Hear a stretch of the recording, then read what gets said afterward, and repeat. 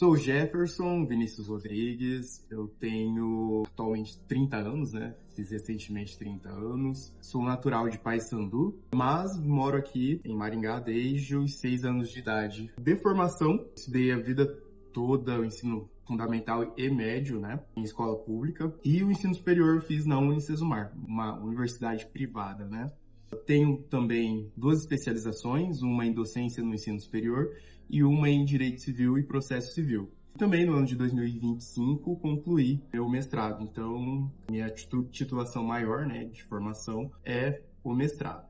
Eu queria saber um pouquinho sobre a sua trajetória familiar, né? Qual é a história de vida da sua família, assim, em uma breve síntese. Bom, minha avó, matriarca da família, né, Dona Isabel, foi mãe de 11 filhos, né, proveniente ali da roça, né, do meio do campo rural. E começou a migração, né, da roça, do labor campesino ali na década de 80 para 90. Aí alguns tios começaram a migrar, até mesmo por conta do êxodo rural, né, que a população começou a sair do campo e ir para a cidade, né, em busca de emprego, melhores condições de vida. E com a minha família também não foi diferente. Minha mãe chegou em Maringá por volta ali da década de 90, teve um filho, foi mãe solo, que é meu irmão mais velho, e lá em 95 conheceu meu pai, e aí foi onde eu vim, né, onde eu nasci, lá em 95. De família mesmo,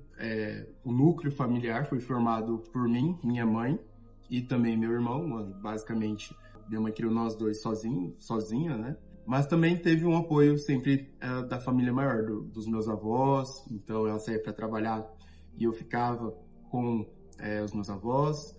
Minha família, como sempre foi muito unida também, sempre tem aquela questão, né, da tia chega um pouco mais cedo, cuida, dá uma olhada. Então, a minha criação foi basicamente nesse formato, né, sempre com os avós e as tias e tios sempre cuidando, né, para que nada pudesse acontecer.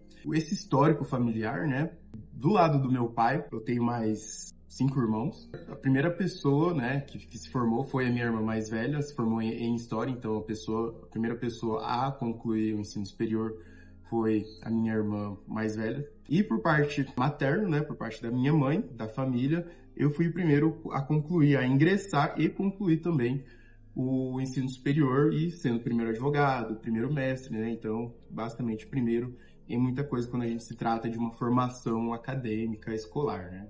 Diferentemente, né, de outras famílias que têm melhores condições de vida, aquisições, têm uma condição de vida melhor, né, que tem apoio na faculdade, na universidade, era comum que um colega do lado tinha um pai que já era advogado, já era juiz, etc e tal. E comigo foi diferente, né? Como eu era o primeiro a ingressar ali na faculdade de Direito, não tinha um histórico familiar de pessoas ingressando, inclusive, no ensino superior, né? Para mim foi um tanto quanto difícil, porque tinha que saber muita coisa nova, a formatação do que o professor pode pensar, cobrar, que cada um tem a sua forma, né? E fui aprendendo tudo ali no susto, digamos assim. Mas a família sempre apoiou. Eles não me deram necessariamente o suporte acadêmico e até financeiro, cheguei a receber, mas eles não puderam me dar esse suporte acadêmico, mas sempre me apoiaram. Às vezes eu precisava, principalmente minha mãe, quando precisava de dinheiro, às vezes de combustível ou dinheiro para pegar um ônibus para ir para a faculdade, sempre me fornecia. Congressos também, porque chegou um determinado momento, né, da faculdade que eu não conseguia continuar trabalhando e estudando por conta da carga de conteúdo. E também não queria abrir mão do meu sonho, né, de me formar na faculdade de Direito. Então, até que eu conseguisse um estágio na área do Direito, eu tive esse suporte financeiro e também moral, esse suporte moral de toda a família. E aí sempre quando eu contava, né, alguma conquista, participava de algum congresso, fazia algum curso dentro da faculdade, sempre ficavam muito felizes com essa conquista que foi construindo, né, foi sendo construída aos poucos até que eu pudesse me formar e fazer o mestrado, etc. Quais foram as dificuldades que você encontrou ao longo da tua formação? Indo para essa questões de dificuldades, né? As primeiras ali foi em relação à cota né, as cotas, elas são necessariamente, são importantíssimas, né, para a questão da inclusão, tanto cota racial quanto a cota racial e social, né? Elas são fundamentais porque acabam realmente trazendo uma diversidade para dentro das universidades públicas, né? E que muitas vezes acontece esse caminho que basicamente foi o meu, de estudar a vida toda, ensino fundamental e médio em colégio público, e lá, na hora de ingressar no ensino superior, por conta de uma defasagem, né, do ensino na rede pública, acabam muitas vezes tendo que migrar para as escolas, para as faculdades privadas, né? E essa dificuldade do ingresso, questão de conteúdo, né, foi um baque, porque o formato de estudo era totalmente outro, tempo de dedicação era totalmente outro também. Então, até que eu pudesse me adaptar, foi um pouco sofrido. Então, além dessa dificuldade, em questão, tive algumas dificuldades, às vezes, em participar de congressos, que muitas vezes era realizado fora, né? E contava muito horas-aula, contava bastante ponto, né? E vai agregando bastante no currículo, então isso conta muito. Após a faculdade também, eu tive uma outra dificuldade, que foi em encontrar emprego, né? Porque aí a gente se forma colaborar num dia, no outro você já não é mais estudante, você acaba sendo um desempregado e... O mundo bate na porta, né? Exatamente. Aí tem que aprender a nadar e tem que dar os pulos e se virar. Então, no primeiro, segundo ano foi bem difícil, e aí coincidiu bastante com a pandemia, né? Então, tive essas dificuldades em conseguir emprego, e depois eu descobri também que não era simplesmente uma questão só de conseguir emprego porque o mercado está saturado ou porque tem muita gente na área. Não é só mérito, né? Não tem a ver só com o seu trabalho. Mas também tinha um atravessamento racial nessas questões aí, que eu fui realmente entender o que possivelmente estava acontecendo, né? Nessa questão de não estar conseguindo um emprego em um escritório de advocacia ou em alguma empresa que tem ali o seu ramo jurídico, né, que atende no seu setor jurídico também. Você foi um adolescente sonhador, sabe? Você estabeleceu sonhos, objetivos enquanto você estava ali na sua adolescência e infância. E o que significa? Qual que é a importância de sonhar quando a gente é criança e adolescente, na sua opinião? Desde criança ali, minha mãe sempre me incentivou bastante, né, a cursar o ensino superior, porque foi um sonho dela, e ela não pôde realizar o sonho, mas então projetou esse sonho em mim e no meu irmão. Meu irmão não quis prosseguir com o ensino superior, não quis continuar estudando, mas eu continuei, ela também apoiou, né, as decisões, e desde quando eu era criança sempre apoiou, independentemente do que faça, né, curso no ensino superior, porque é realmente libertador. O conhecimento é algo que ninguém vai tirar da gente, né? Pode passar o que for, esse conhecimento adquirido é somente nosso. Então, sonhando e sendo incentivado desde criança, isso me possibilitou a realmente acreditar e ir atrás do que eu queria, atrás do que eu pudesse realizar. Então, isso me possibilitou, tendo esses sonhos projetados enquanto criança,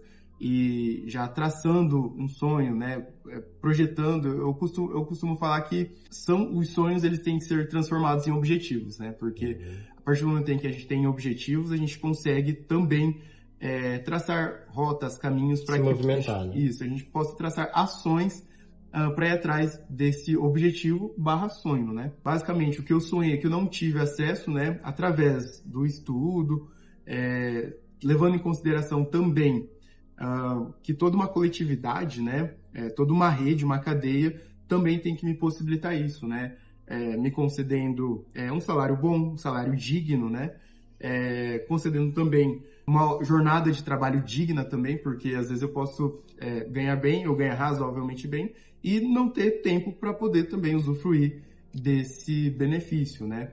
Então, ter esse balanço entre receber bem, receber e ter também tempo para poder usufruir, senão a gente acaba entrando no sistema de novo, né? Agora a gente entra numa seara que é um problema que infelizmente a gente ainda precisa lidar, né? A razão da gente marcar essa data é em torno, infelizmente, desse problema, que é o combate ao racismo, né? E eu queria saber como que você enfrentou e vem enfrentando o racismo que marca, né, de modo tão cruel a realidade da população negra? Ali desde o ensino fundamental, médio, fundamental eu sofria mais bullying, né? É uma discriminação ali que infelizmente acontece muito. No ensino médio eu comecei a sentir a necessidade de ter um letramento racial, só que eu não sabia aonde buscar, muitas vezes não tinha tempo, porque eu também já trabalhava no ensino médio, mas eu sentia essa necessidade. E no ensino superior continuei com essa necessidade. Após concluir, então, o ensino superior, eu consegui ter acesso, sabia onde buscar, né, esse conhecimento, através dos coletivos formados nas universidades, né, principalmente na universidade pública. E comigo especificamente aconteceu de conhecer a Comissão de Igualdade Racial da OAB lá no ano de 2019. E aí foi através desse grupo, né, de advogados, dessa comissão, que eu comecei a me letrar racialmente, mas para que inclusive também no ano de 2019, que foi quando eu me formei, que aí eu comecei atrás de trabalho, não conseguia, e aí contar um relato também, né, que é válido. Eu estava participando de um processo seletivo para ocupar a vaga de advogado em um determinado escritório. Eu estava concorrendo com outras 2 mulheres brancas. Já tinha experiência na área que estava sendo ofertada a vaga, estava começando uma pós-graduação, né, uma especialização na área, simplesmente não fui contratado. Depois de um tempo, achei que era normal, e depois de um tempo eu fui olhar a página do Facebook desse determinado escritório e eu vi que eles publicaram uma foto com os funcionários, com os advogados desse escritório, e só tinha pessoas brancas. Não tinha nenhuma pessoa parda, né, que aquela pessoa não tão retinta, que tem os traços negroides mais finos, né, então aquela miscigenação. Então, nem essa pessoa tinha naquele meio dos advogados. Então, eu pude perceber que não era uma questão de mérito ou demérito meu, né. Foi aí quando eu fiquei um pouquinho mais, assim, eu fiquei um pouco mais aliviado, mas ao mesmo tempo muito frustrado, porque uma questão racial, infelizmente, né, me impediu de assumir uma determinada vaga. Para você, quais são as possíveis ações ou quais são os caminhos que a gente pode trilhar para tentar mitigar ou acabar de vez com ele? O que aconteceu comigo, eu acho que é válido também para que outras crianças, jovens, adolescentes possam seguir também. É basicamente sonhar e acreditar que o que você pensa, que você quer, é possível, né? Minha mãe sempre me incentivou, sempre me permitiu sonhar que era possível. Então, eu sempre realmente acreditei nas coisas que eu quisesse. Que, inclusive, hoje eu paro e olho para o que eu sou hoje, né? Eu acabo sendo muitas coisas, né? Eu sou presidente de comissão, sou conselheiro da OAB, um cargo que eu nunca imaginei ocupar. Já fiz tantas coisas, né? Viajei para fora do país, algo que o estudo, inclusive, me proporcionou. Que se não fosse o estudo, o mestrado, talvez eu não teria viajado para fora do país ainda.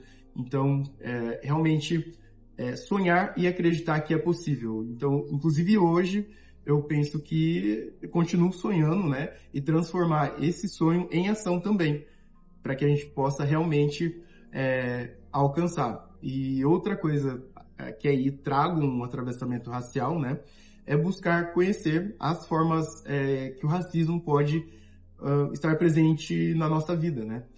Nós temos inúmeras formas de racismo, estrutural, institucional, recreativo, que essa forma de racismo recreativo está muito presente nas escolas, né? Então, ter conhecimento sobre o que é o racismo, como ele atravessa a gente, para a gente poder combatê-lo, né? E, consequentemente, também alcançar os nossos sonhos, porque eu pude perceber que, tendo conhecimento do que é o racismo, tendo um letramento racial, eu pude, então, também alcançar esses sonhos, esses objetivos que eu tracei durante ali o decorrer da minha vida. Olhando para toda essa tua trajetória, sabe, se você pudesse deixar um recado, assim, uma mensagem para cada jovem que hoje está dentro da escola e que talvez não veja perspectiva no estudo, não veja ele como uma possibilidade de ascensão ou de melhora de vida. Pensando até mesmo no Jefferson lá de trás, né, o Jefferson estudante, o que você diria para essa galera hoje? Acho que até puxando um gancho da última pergunta, né, ou da resposta anterior, é realmente acreditar que é possível, né? Inclusive, eu jamais me imaginaria sendo mestre e muito menos doutor. O racismo diz isso pra gente muitas vezes, que a gente não é capaz, acaba colocando em empecilhos, né? Mas é possível sim. É claro, é difícil, mas não é impossível.